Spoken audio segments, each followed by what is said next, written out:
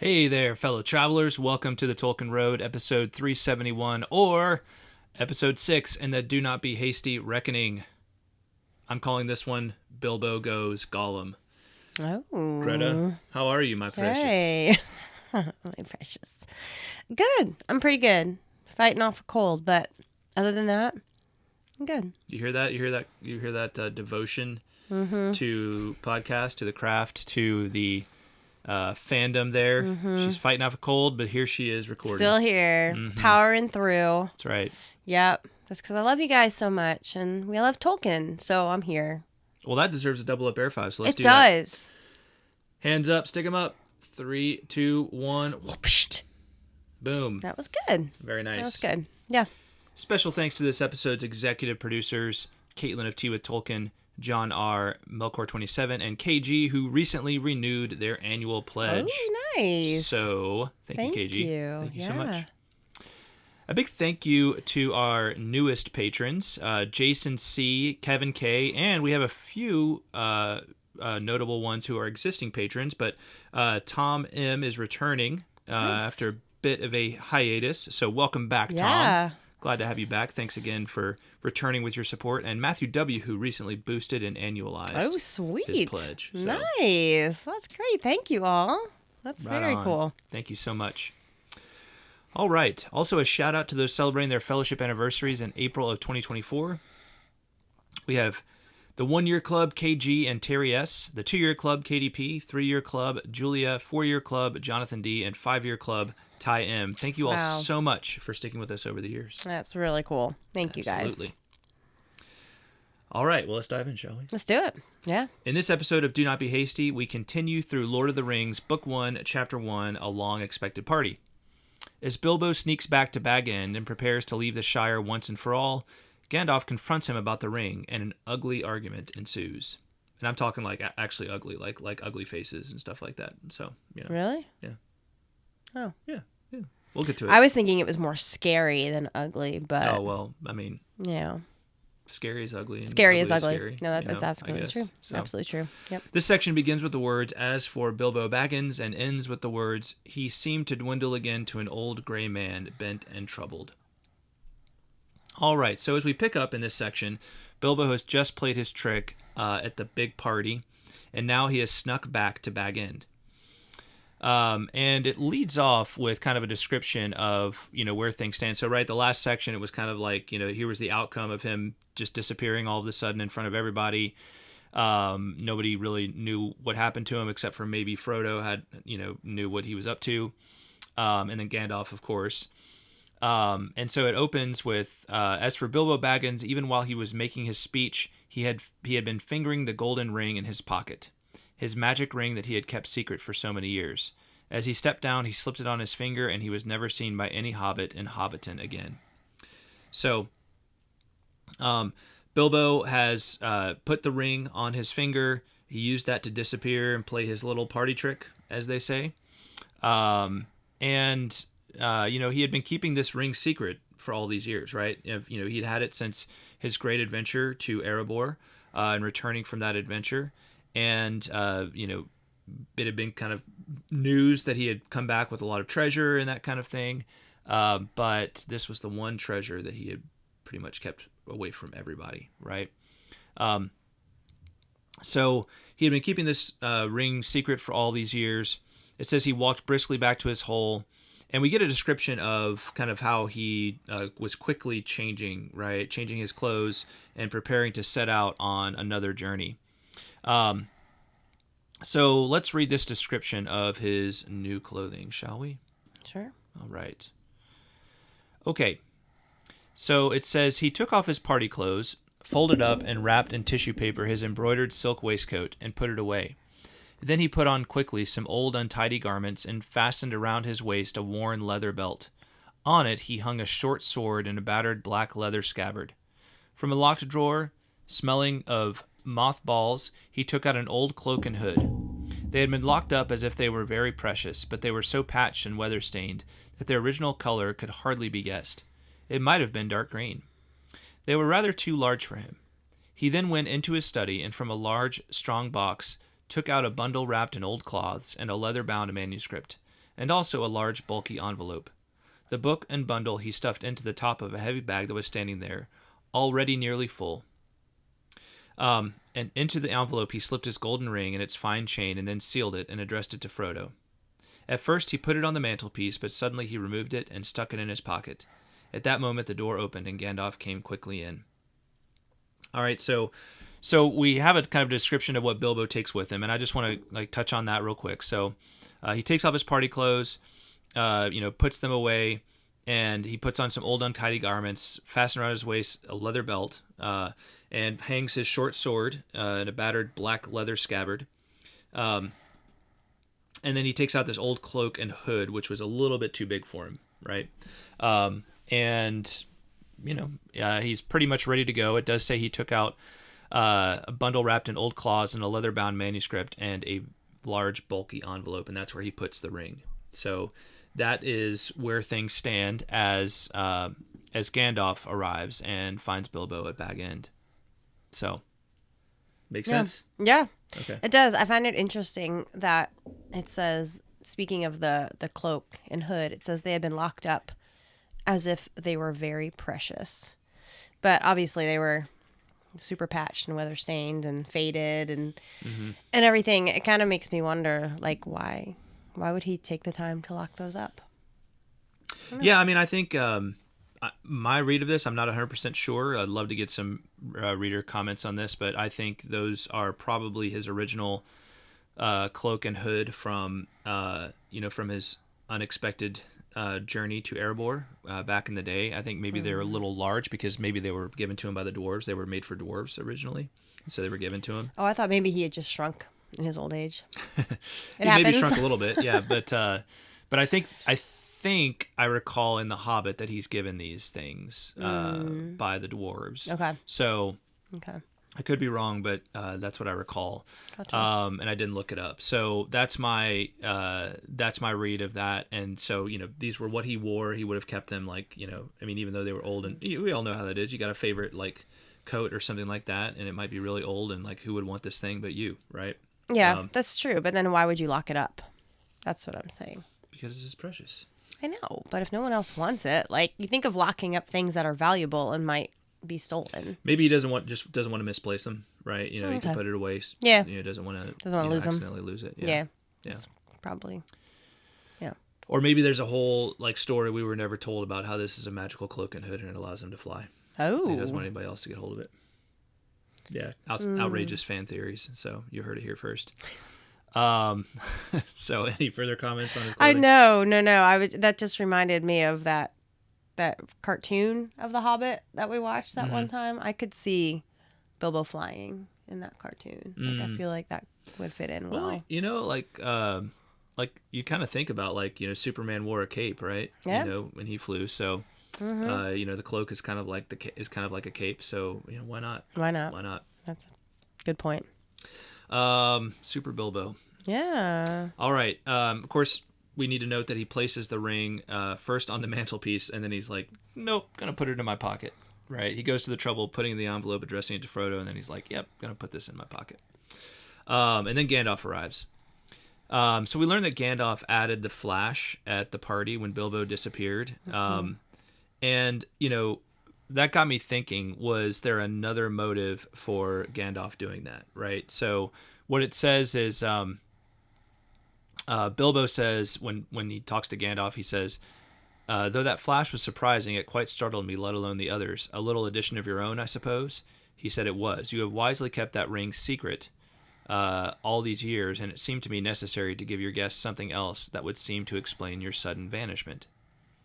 And would spoil my joke. You are an interfering old busybody. This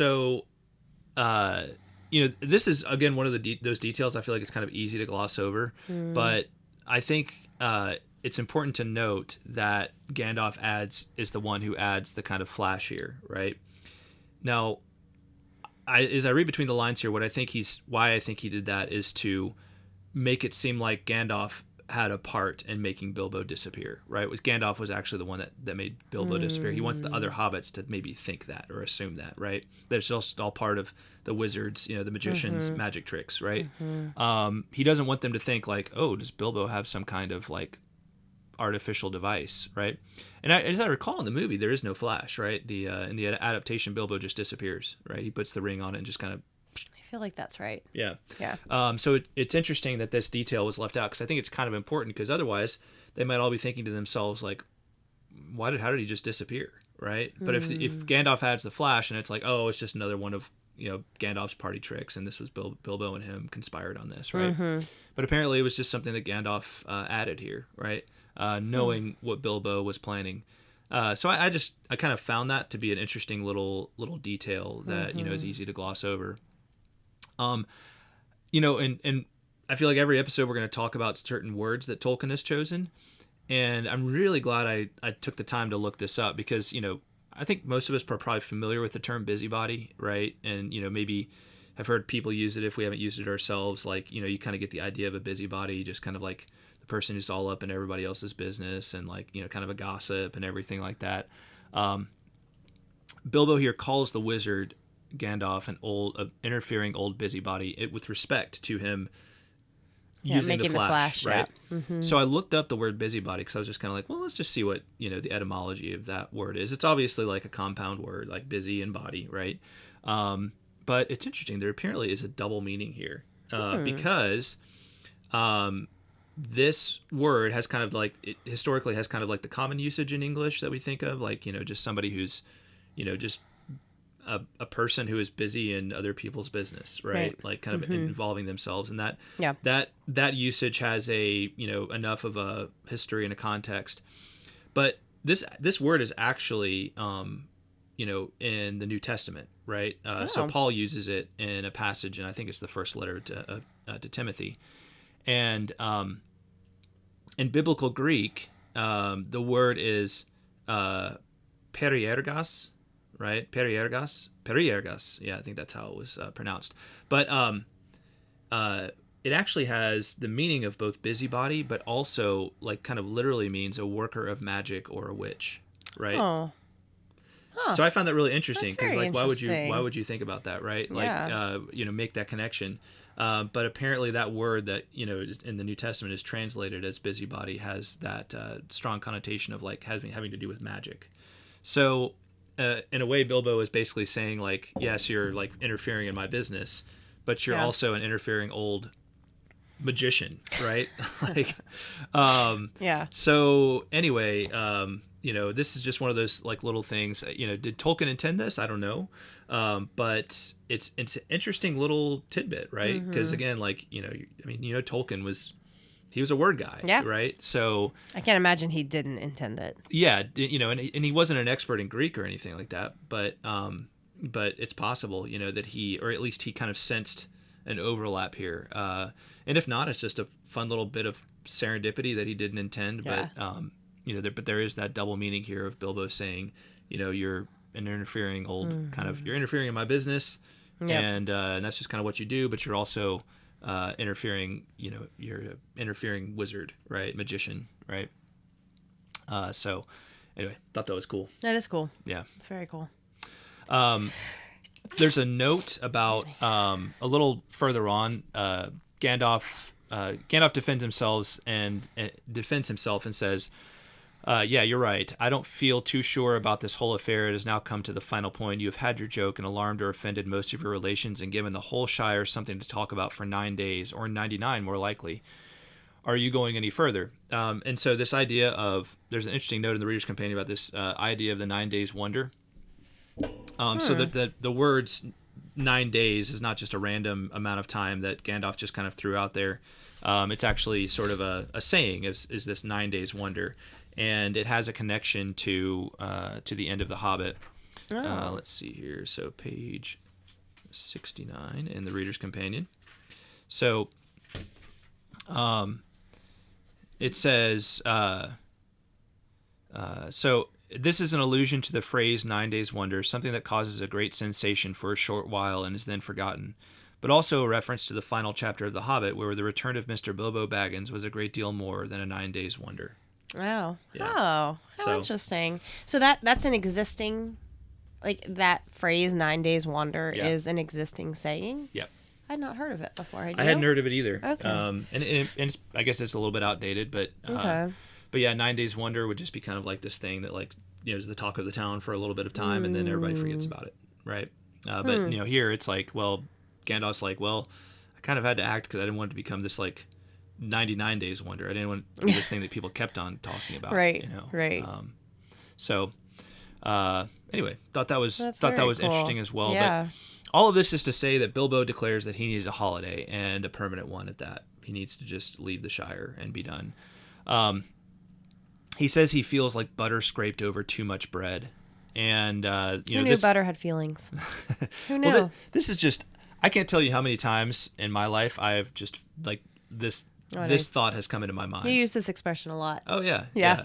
It's such a good expression because it's so visual, and you kind of, everybody knows that idea, right? When you're trying to like scrape whatever, the butter onto the bread, and it just like won't cover it, it's because it's not enough, right? But you're trying to make it enough. You're trying to make it enough, and it kind of messes up the bread too. Yeah, like, you get like crumbs and stuff in there. Yeah, and it just becomes kind of a mess. But I just love this image, like, because I felt this way so many times in my own life, where I just feel like overwhelmed with all the things going on, and it's like, I just feel like butter scraped over too much bread, So, I mean, have you ever felt like this, Greta? Oh, most definitely. Yeah, when you just feel like there's just not enough time in the day, not enough of yourself to go around to do everything that you want to do well. It's actually really interesting, too. I was thinking about it just kind of like on the food level because, I'm like a wannabe foodie. And you think about butter, which is like a fat, right? Fat is flavor. And you think about bread, which in and of itself is just like dry, right? So butter is what adds that flavor and that moisture to bread, right? It makes it like, the difference between dry, crumbly toast and like a delicious snack, right? Or something to eat with your coffee, whatever. So it's interesting that it's like, the butter is obviously the delicious condiment here, right? And the bread is just kind of blah without it. So you need the butter, right? But it makes it even worse when you don't have enough of it, because then you like realize that, I just, it's going to be flavorless and, dry and crumbling. So. Yeah. It's, it is not a, it's an image that just, I think, summarizes a certain state of being, very well. Yeah, but it also makes a lot of sense too, just on like I think it's a beautiful image when you think about this purpose that butter serves when it comes to bread. Yeah. Well, there's also a note in the Reader's Companion about this saying, I thought this was worth reading. So it says, a warning sign that Bilbo's ring has extended his life, but at the cost of his health. In late 1951, Tolkien wrote to Milton Waldman, "The view is taken in The Lord of the Rings, as clearly reappears later in the case of the hobbits that have the ring for a while, that each kind has a natural span integral to its biological and spiritual nature. This cannot really be increased qualitatively or quantitatively, so that prolongation in time is like stretching a wire even tauter, or spreading butter ever thinner. It becomes an intolerable torment." So, this was this is really an illusion. Like we kind of think of it maybe about like just feeling overwhelmed at the end of the day or in the middle of a day or something like that. But on a kind of larger sense, it's the idea of someone living way longer than they're supposed to, right? So it's kind of like the life potency of a person, especially of a mortal, having outlived like kind of their natural years in an extreme fashion, right? And again, like this is one of those key themes throughout the whole legendarium of Middle Earth. We often, us human beings often say to ourselves, "Oh, it would be so wonderful to live forever." And Tolkien's the whole theme, like one of the major themes of Middle Earth is, are you so sure about that? Right? Really, would it be the most wonderful thing to live forever? At least in this existence as we know it now. Right. So, yeah. I remember talking about that when we were going through the Silmarillion, when it was talking about, elves obviously being immortal and the men being mortal, and how the men longed for the elves' immortality, and then talking about this idea of, like you said, like mortality is a gift, right? Which seems a little counterintuitive, right? Because you think about like the Fountain of Youth, and who wouldn't want to live forever? But yeah, there's definitely a limit to that. Yeah. 'Cause living forever is always not what it's cracked up to be. Well, I mean, I was just talking to a friend a couple of days ago, and who was speaking about his father-in-law, who is, I think pretty near the end, is in hospice right now, and I was like, "Oh, I'm sorry to hear that." And the attitude of this friend was like, "Well, I love him very much, but I also recognize that he's lived a long, good life, and I think the end is going to be it's hard. You always feel weird saying a good thing in those terms, but like at the end of a long, well-lived life, and relatively happy life, you do think to yourself, like, there is something true about it. It's like the ending it's good that it comes, right? Yeah. Because the person has reached kind of the point at which life just isn't the same anymore, right? And living just isn't the same anymore. Right. So It's the whole quality of life issue. Yeah. Right. Especially in this day and age where, technology has advanced to such a point that we can keep people alive now that Indefinitely. we wouldn't. Yeah, indefinitely, truly. But then there's that question too of, okay, but what is the quality of that life that they're being given? Right. And that's just as important. Yeah. So, well, and obviously we kind of, the more we talk about that part of it, we kind of get into the kind of some deeper and ethical questions. Yeah, for sure. I don't think we want to go there right now. now. We don't. But We don't. but I think the point that Tolkien makes here overall is that, like you get to a certain point in life and it's probably time for it to be over in the sense of this world. Now, people can die young, and that's a tragedy, right? People die before the end of their time, and that's before you finish the toast, right? And that's a shame. So yeah, and I think he's also maybe speaking to about an unnatural extension as opposed to a natural extension, right? Now, like, there's people out there that live, like, they still will live like to 100 and past, right?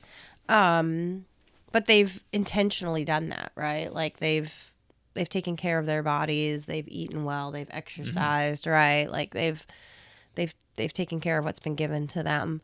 And then, but here with Bilbo, obviously, it's been because of the ring, right? That his life has been extended. So he himself has had no investment in that. Yeah, it's an unnatural extension, and so I think that doesn't have the same, effect as a natural extension would.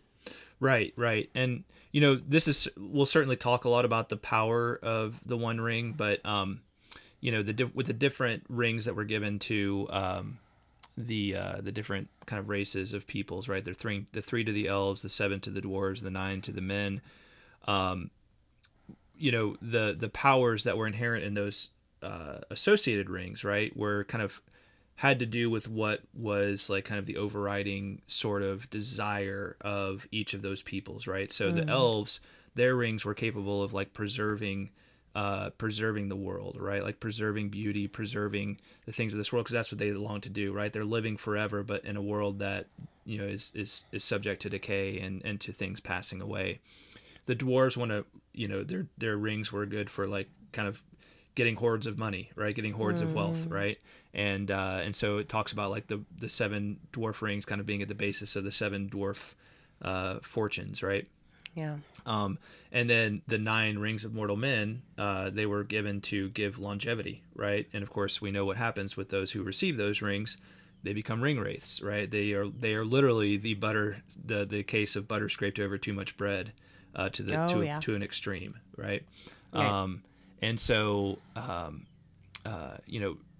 it's interesting to think about like Bilbo with the One Ring kind of having all of those powers within it, right? Kind of summarizing all of those powers, right? And possibly many more, that the One Ring grants some aspect of all 3 of those things to Bilbo, right? Because he amasses kind of a fortune, apparently, right? Yeah, I'd have to think more about the elvish corollary there with the One Ring, but he certainly lives longer than almost any hobbit ever has. So, all right. Well, I did want to see. I like what Bilbo says here about wanting to see mountains again. Let me just read this passage, or Greta, if you can make it out, then be Sure. my guest. Yeah. I don't want to strain your eyes, but yeah. I got my glasses on. I'm good. You got your glasses on. I know. I know. Good. All right. So Bilbo says... yeah. Let me share this too. Here we go. Okay. Well, I've made up my mind anyway. I want to see mountains again, Gandalf. Mountains. And then find somewhere where I can rest. In peace and quiet, without a lot of relatives prying around and a string of confounded visitors hanging on the bell. I might find somewhere where I can finish my book. I have thought of a nice ending for it. And he lived happily ever after to the end of his days.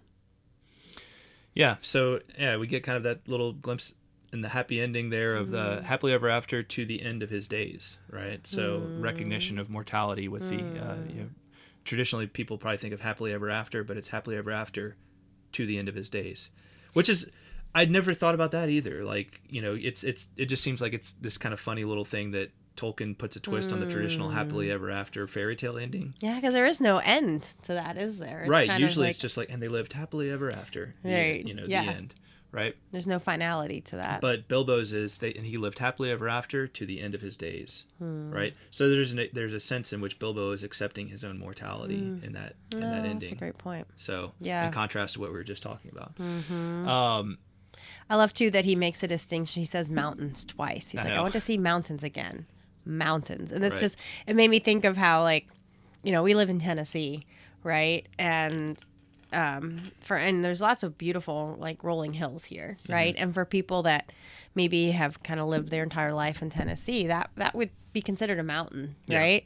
But we've lived out west, and we're like, these aren't mountains, like, they're beautiful, but they're not mountains, so I think it's funny that Bilbo makes that distinction. So I think I picture Hobbiton as, like, having lots of, like, those rolling hills, right? That maybe to the hobbits that have lived in the Shire their entire lives, like, those to them are mountains, right? Yep. But Bilbo knows better because he's been out of the Shire. Well, Bilbo lives under one of the hills, right? Yeah, exactly. Underhill, right? Yeah.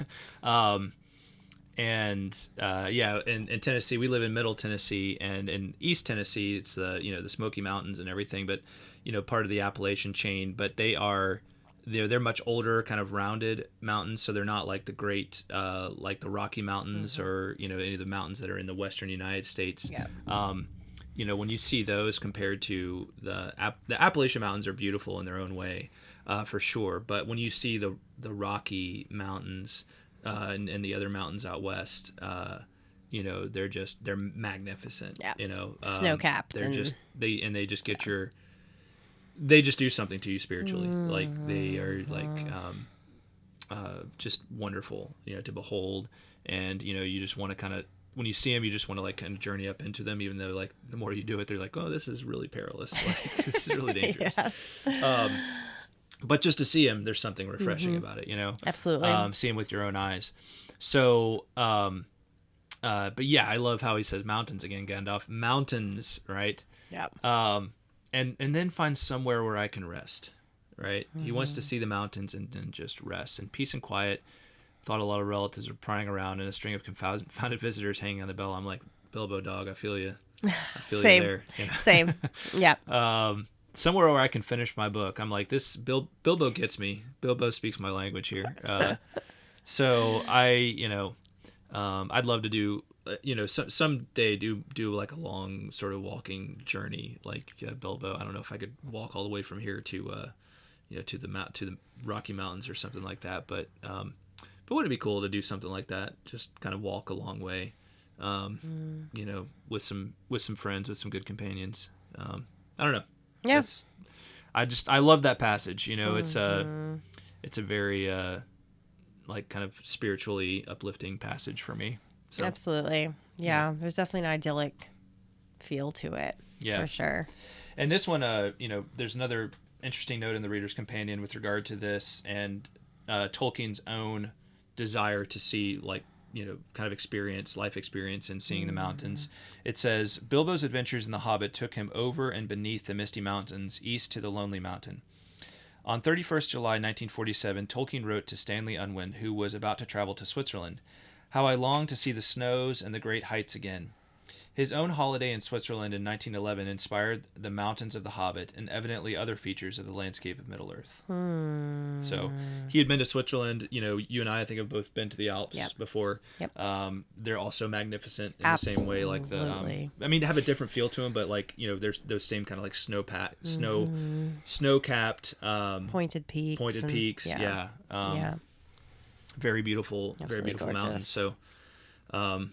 So when you envision Misty Mountains in Erebor, maybe envision like the Swiss Alps, So yeah, okay.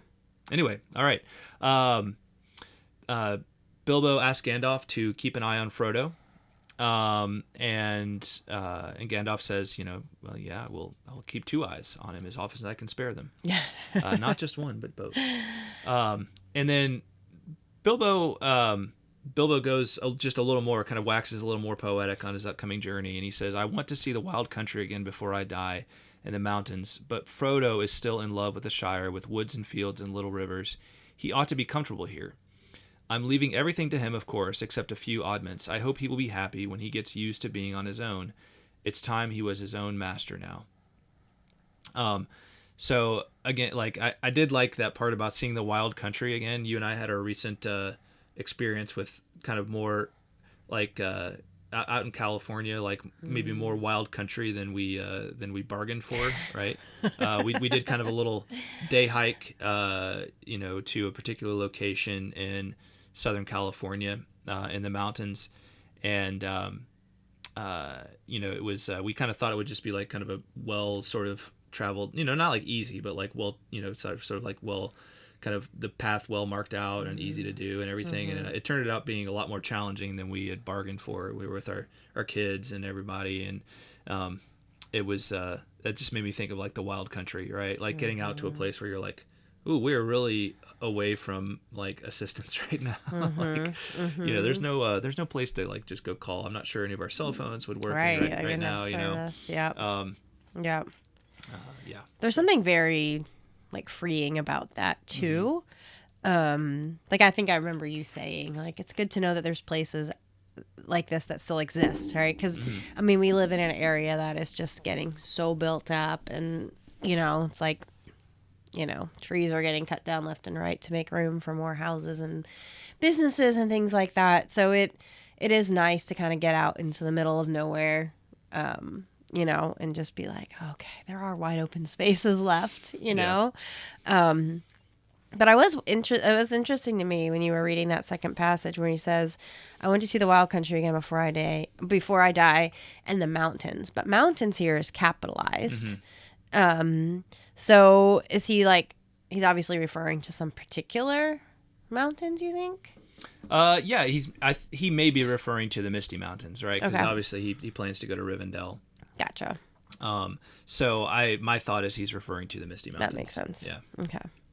But he's mentioned it 3 times, and like, he's mentioned mountains 3 times in less than a page. Well, I have to imagine like when he first went there in The Hobbit, they made a pretty incredible impression on him, right? Like he had never seen anything like that in his life. So true. So true. So he sees them, and I think to see mountains like that is to kind of fall in love with them. Yeah.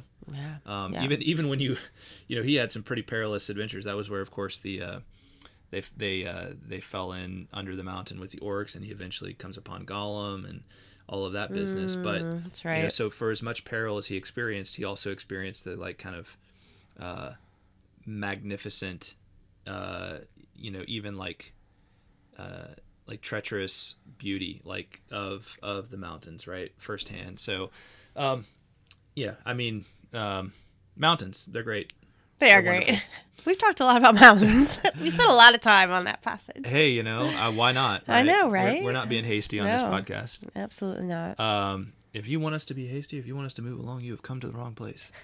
All right. So, this all kind of leads in. So this kind of openings part of this passage where, it's like this, this Bilbo talking about his upcoming journey and kind of his longing for it and everything like that. It starts to take a dark turn here, right? And of course, the reason for this dark turn is the ring. So Bilbo says, I hope he will be happy when he gets used to being on his own. It's time he was his own master now. And this follows him saying he left everything to Frodo. And Gandalf says, everything? The ring as well? You agreed to that, you remember. And Bilbo starts to, acknowledges that he agreed to it, but starts to show signs that he is not, maybe not thinking about not keeping up that part of the deal.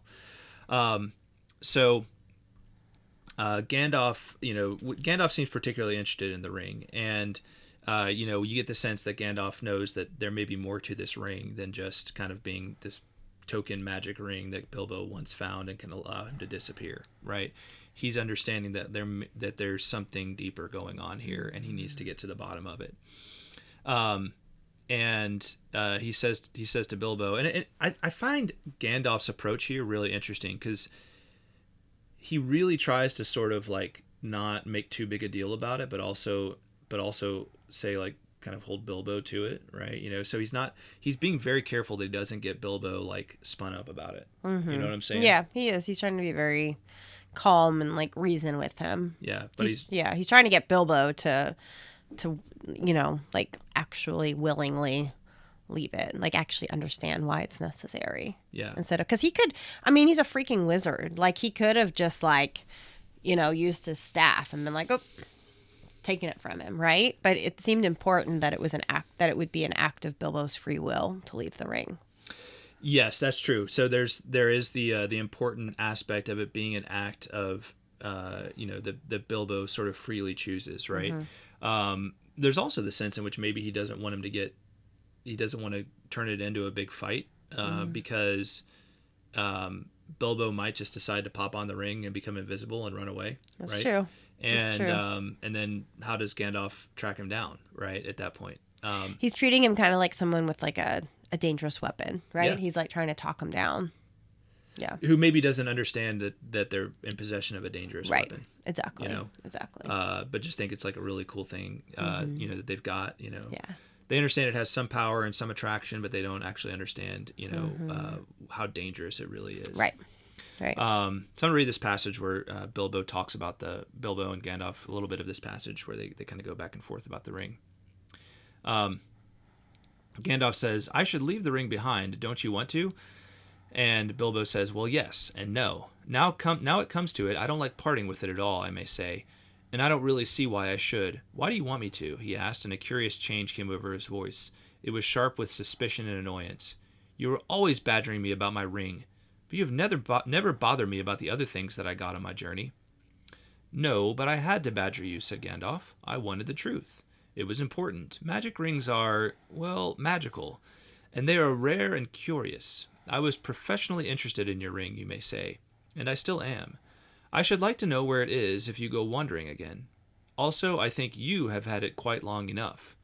You won't need it any more, Bilbo, unless I am quite mistaken. Bilbo flushed, and there was an angry light in his eyes. His kindly face grew hard. Why not? He cried. And what business is it of yours, anyway, to know what I do with my own things? It is my own. I found it. It came to me. Yes, said Gandalf, but there's no need to get angry.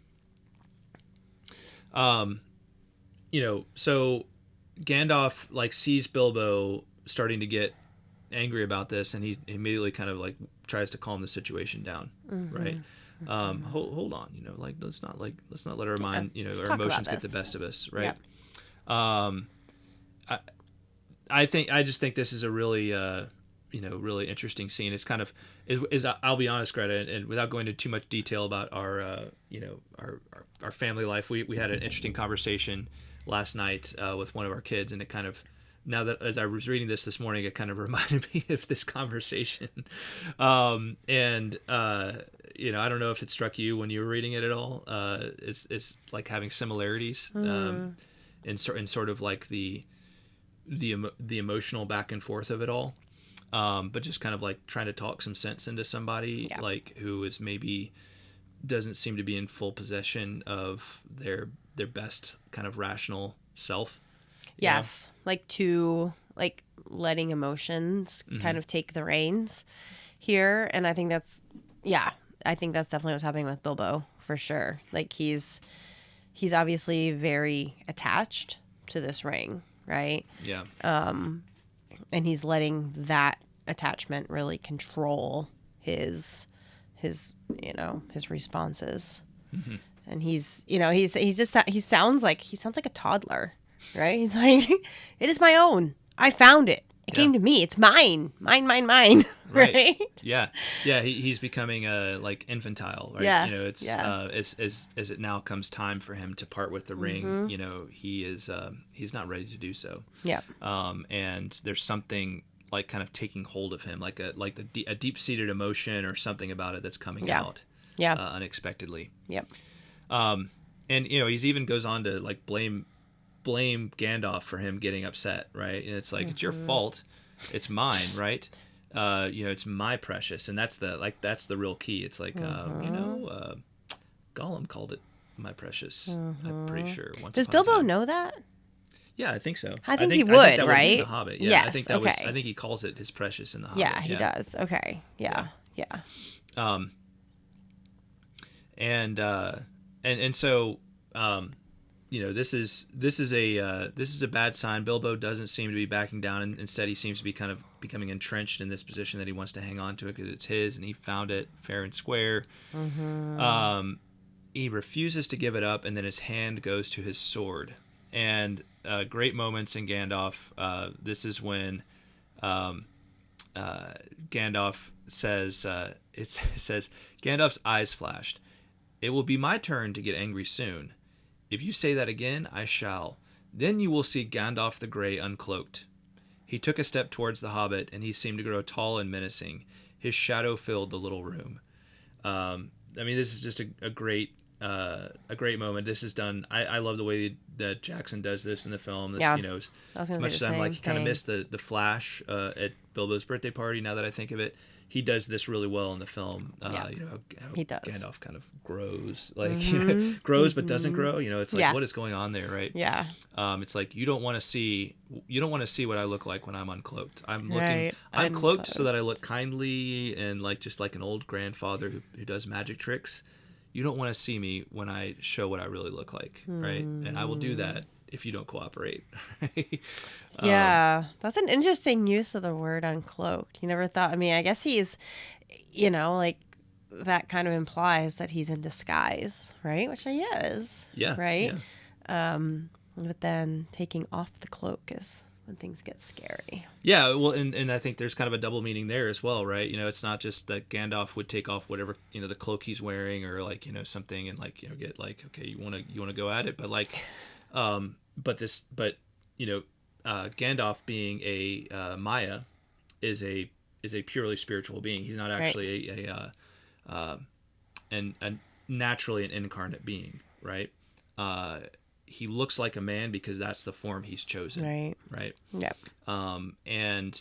But to see him uncloaked, unvested, if you will, right, is to see something that is probably strange and terrifying at the same time. Yep. Yep. It's it's funny. Just that I kind of got an image of like maybe the saints, right? And just how they've you just talk there's different instances in the Bible too, right, where they kind of show up not the saints, but there's characters where even Jesus, right, kind of walked around in disguise for his time on earth. So I don't know, just brought that mental image to my mind. Yeah.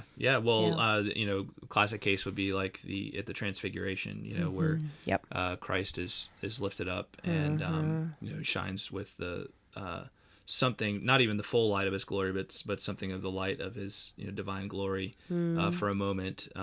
It's pretty. I don't think it's described as terrifying in that context, but if you just kind of stumbled upon it, it might be, right? Yeah. If you didn't know who this individual was and you saw this happening, it would be like, oh my gosh, what is going on? So Gandalf, he's kind of forced into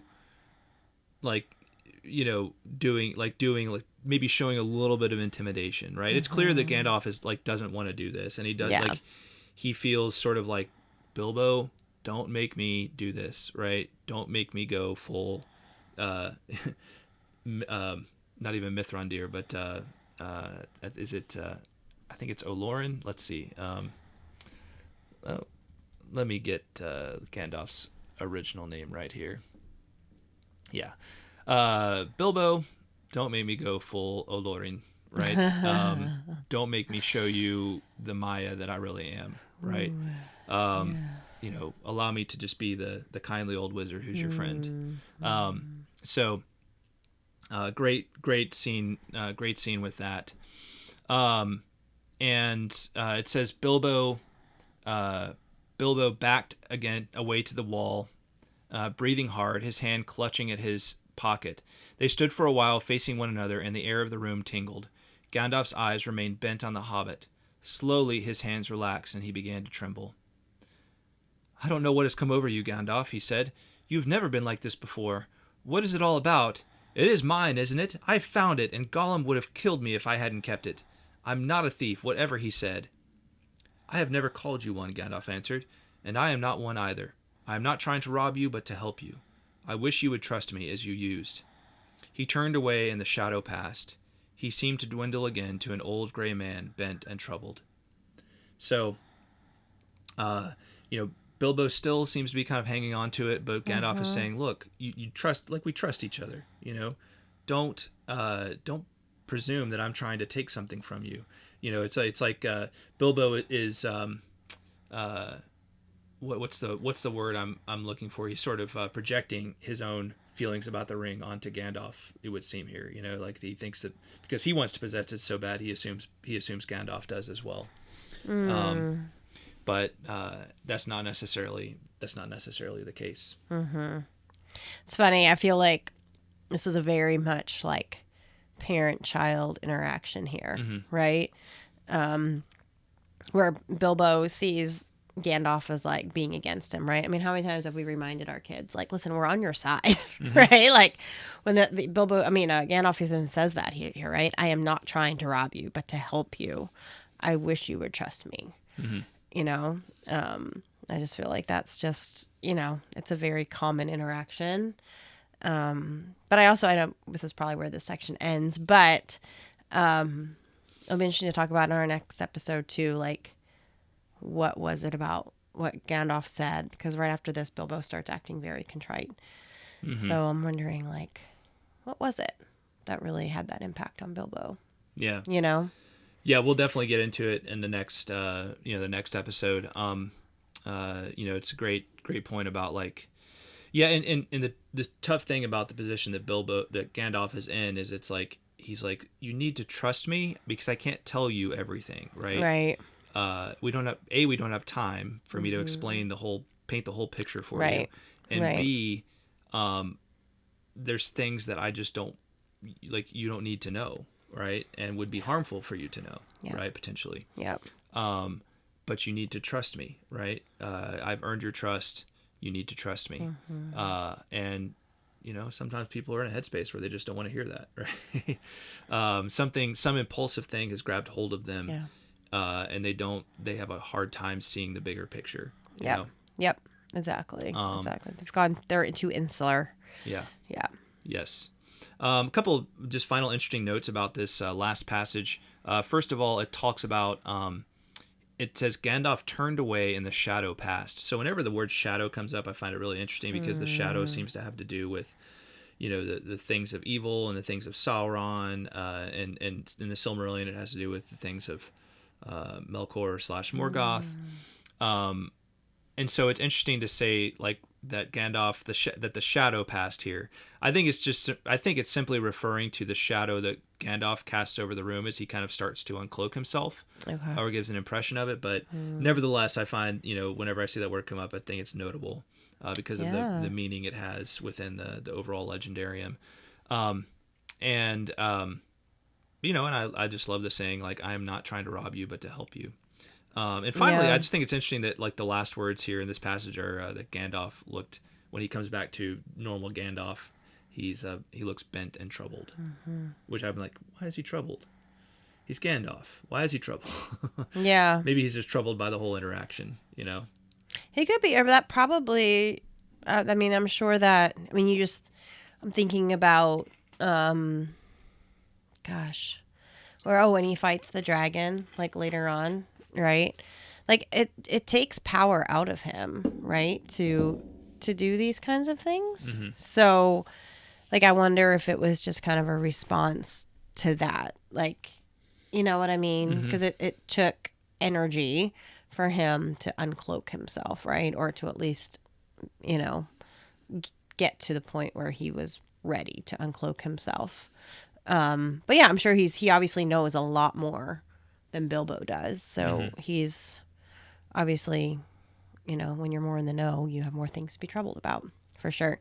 I also was wondering when you talked about the shadow, I wonder if that could also possibly be a reference to just kind of that, just the argument between Bilbo and Gandalf. Like if it might be, you know, just kind of a negative, like kind of just a way of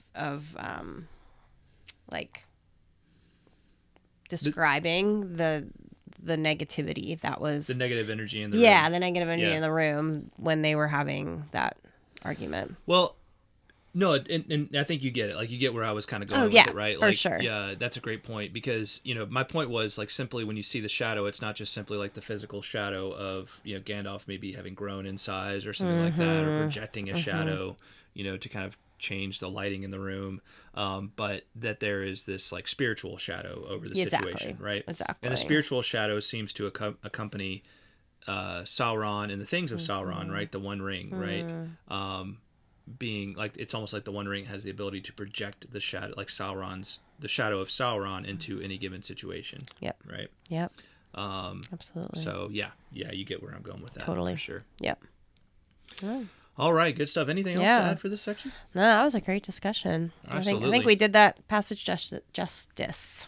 I hope so. I sure hope so. I think we did. It's good stuff. Yep. Well, with this section, we've caught our first glimpse of the ring's strange effect on those who come to possess it.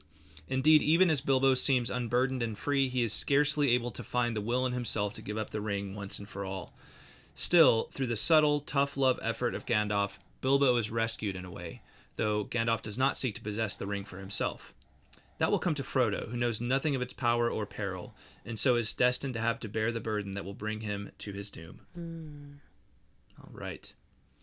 Well, we hope you enjoyed this episode. If you did, please consider supporting us in one or all of the following ways. First, join the Fellowship of the Road by visiting patreon.com/TolkienRoad. When you join the Fellowship of the Road, it helps us to keep on evering on and lands you some cool perks along the way. Learn more at patreon.com/TolkienRoad. You want to do the last two? Sure. Second, if you're watching, hit that like button. Don't forget to subscribe and let us know what's on your mind in the comments below. Finally, subscribe, rate, and review us on iTunes or the platform of your choice. If you are a 5-star fan of the Tolkien Road, you can really help us out by heading over to iTunes or your preferred source for the show and dropping us a rating and review. When you do that, it helps get the word out about the Tolkien Road, which helps us to keep on evering on. All right. As always, keep the correspondence coming. We'll do our best to respond to you somehow and at some point. With Don't Be Hasty, we'll let the mail pile up and then do a big mailbag episode at the end of each chapter. We'll probably have try to get it in before, I would say, mid-May at this point. Probably end of May, May 24th, 25th kind of being the cutoff most likely. For this first chapter. Of course, if it comes later, we'll probably get to it in a later mailbag episode. But if you want to get it for the mailbag episode specifically for this chapter, then you'll have to get it in by then. We can't promise that what you send will be read on air, but we'll do our best, and some correspondence most certainly will. Right? So Already been logging a lot of really good correspondence we've had and looking forward to that mailbag episode. Don't forget to stop by TrueMythsPress.com for great merch like super styling and comfy Tolkien Road t-shirts, 2 Trees camper mugs, and signed copies of my books. Once again, that's TrueMythsPress.com. Thanks for supporting our work with your purchase. To close, as always, we'd like to thank our amazing fellowship. We know all of you half as well as we should like, and we've thanked less than half of you half as well as you deserve. Special thanks to the following: John R., Kaitlyn of Tea with Tolkien, KG, Melkor 27, Emilio P, Jonathan D, Richard K, Paul D, Julia, Werty, Chris B, 2war91, Carolyn S, Emiel K, Brian O. II, Jonathan R, Matthew W, Daniel D, Harrison C, Jason C, Seb M, Ms. Anonymous, Andrew T, Redhawk, Shannon S, Brian O. the First, Zeke F, James L, Chris L, Asya V, Ish of the Hammer, Teresa C, David of Pints with Jack, and Eric B. Finally, thanks to all for watching and or listening. Until next time, the road goes ever on. Bye-bye. Bye, y'all.